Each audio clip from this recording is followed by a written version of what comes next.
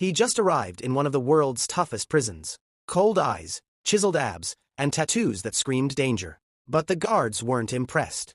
They grabbed a pressure hose and blasted him like an animal, then dumped disinfectant over his head, just to humiliate him. Inside the cell block, his welcoming committee was waiting. A 300-pound giant smirked from below. On the top bunk, a creepy inmate stared at him like fresh meat. Seconds later, chaos erupted.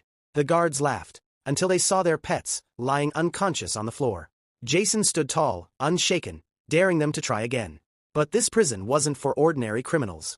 It was a pit of monsters, killers, psychos, and death row legends. The next day at lunch, a bald thug sat across from him and spat a decade's worth of phlegm into his food. Jason didn't react until another thug whispered behind him, and his mind flashed back to that night. He came home to find his wife unconscious. Before he could call for help, a masked man knocked him out cold. When he woke, she was dead, and the murder weapon was in his hand. Framed for his wife's death, he was sent here to rot. So when the bullies pushed again, Jason snapped. He smashed a tray into their faces, fighting like a beast. But the warden was watching, and she had other plans. In this prison, there's one way out. A deadly race streamed to millions online. Win and you go free. Lose and you die.